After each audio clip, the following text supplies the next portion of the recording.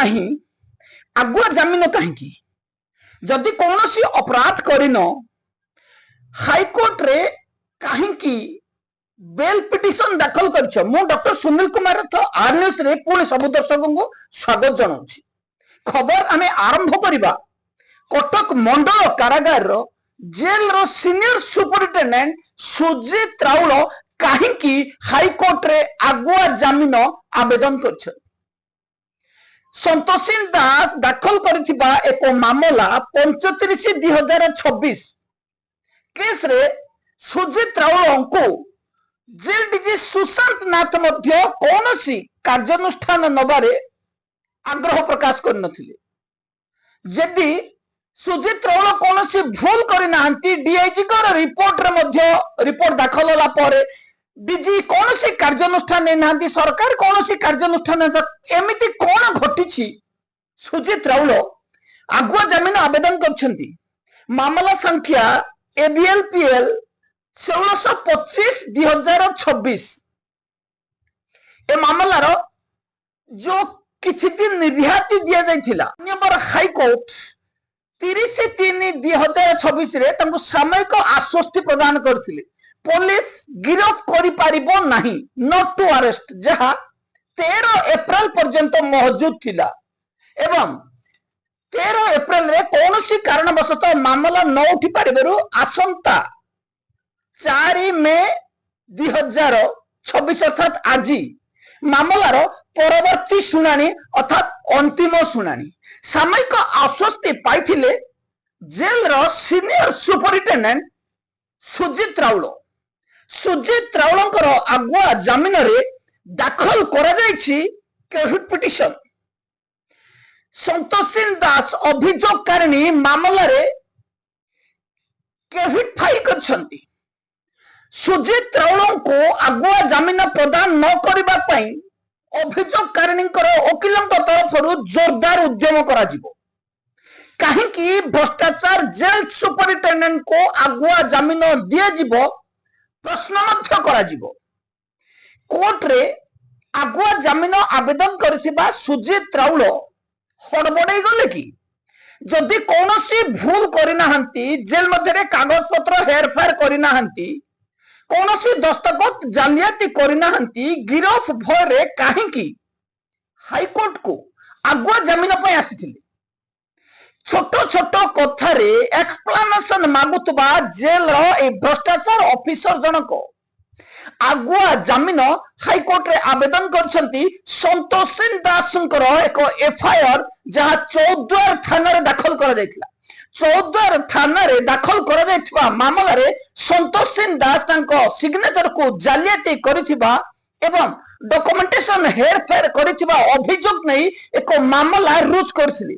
Police मामला तदंत करी रिपोर्ट दाखल करबा पूर्वरु चार्जशीट पूर्वरु ए महाशय गिरफ भय हाईकोर्ट रो द्वारस्थ होइछंती। हाईकोर्ट सामयिक आश्वस्ति देथिले मध्य आज मामलार अंतिम शुणानी दिन धार्य करा जायछि। R K Patnaik justice R K Patnaik इजाजत रे ए मामलार अंतिम शुणानी करा जाउतला बेले संतोषी दासंकर तरफ एडवोकेट ए मामला रे केविट फाइल करबा सहित मामला रे बेल न दबा पई जोरदार उद्यम जारी रखिबे। जेल विभाग रो ए भ्रष्टाचार ऑफिसर को जदि सतरे कोर्ट दंडित करंती किंबा बेल को खारज करंती आगुआ जमीन खारज करबा परे सुजीत राउल जेल जिबे कि ना पुणी कौनसी बहाना नहीं खसी जिबे। जो भली भाव रे झारसुगुड़ा जेल रो जेलर जनक जने आसाम को गोड़े गोड़े पिटिबा एवं एफआईआर दाखल होबा परे फेरार हेबा आगुआ जमीन आसी पुणी पाटनागढ़ जेल रे जॉइन करेले सेही भली जेल डीजी सुशांत नाथ एही भली किछि सुजीत राउल को पई प्रपंच करिसंती कि सुजीत राउल को जदि हाईकोर्ट बेल न दियंती तार आगामी कौन पदक्षेप नेबे जेल रो ए senior superintendent Sujit Raul.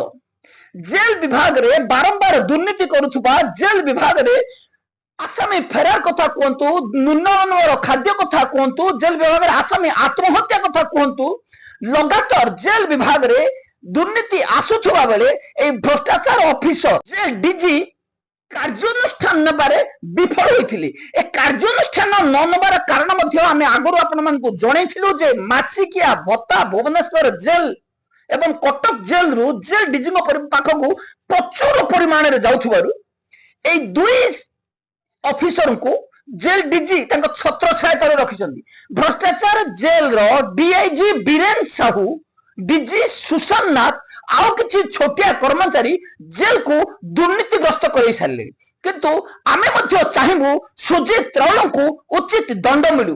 Jail ବିଭାଗକୁ ବଦନାମ କରୁଥିବା, ଜେଲରେ ଆସାମୀର ସୁନା ନେଇ ଆସାମୀକୁ ଛାଡ଼ିଥିବା, ସନ୍ତୋଷିନ ଦାସଙ୍କର ଡକୁମେଣ୍ଟେସନ କୁ ଫର୍ଜରୀ କରିଥିବା, ଦସ୍ତଖତ କୁ ଫର୍ଜରୀ କରିଥିବା, ଡକୁମେଣ୍ଟେସନ ହେରଫେର କରିଥିବା ଏବଂ ଆସାମୀ ଫେରାର ମାମଲାରେ ଗଫଲତି କରିଥିବା, ଜେଲରେ ଆତ୍ମହତ୍ୟା ଆସାମୀ ଆତ୍ମହତ୍ୟା ମାମଲାରେ ଖସି ଯାଇଥିବା, ଆସାମୀକୁ ମାଡ ମରାଯାଉଥିବା, ବେଆଇନ ଡେପୁଟେସନରେ ରଖିଥିବା ଏବଂ ନକଲି ଫିଟନେସ ସାର୍ଟିଫିକେଟ ଦବା ଏବଂ ନକଲି ଫିଟନେସ ସାର୍ଟିଫିକେଟ ଦେଇଥିବା ଜଣେ ହାବିଲଦାର ଯାହାକୁ ଏବେ ନିମାପଡ଼ା ଜେଲକୁ ବଦଳି କରାଯାଇଛି ଏବଂ ଲାଗିଛନ୍ତି ଏ ମହାଶୟ ପୁଣି କଟକ ଜେଲରେ ଏଷ୍ଟାବ୍ଲିଶମେଣ୍ଟ କରାଇବା ପାଇଁ।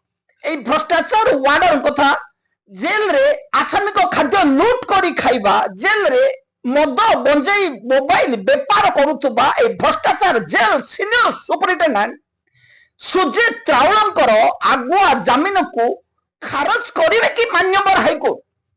যদি মান্যবর হাইকোর্ট মামলারে আগুয়া জামিনকু খারজ করিবে, জেল ଯିବେ সুজিত রাউଳ। ইতিহাসরে প্রথম থর পাই ওড়িশা জেলর কৌশি বরিষ্ঠ অধিকারী জেলর ডকুমেন্টেসন জালিয়াতি করিবা, জেলরଙ୍କର নকলি দস্তখত করি জেলরକୁ ଫସାଇବାକୁ ଉଦ୍ୟମ କରୁଥିବା এই ଭ୍ରଷ୍ଟାଚାର ଅଫିସରଙ୍କୁ ଜେଲ ଯିବାକୁ ପଡିବ। ଏବେ ପାଇଁ ଏତିକି, ପୁଣି ନୂଆ ଖବର ନେଇ ଆସିବି। ରହୁଛି, ନମସ୍କାର।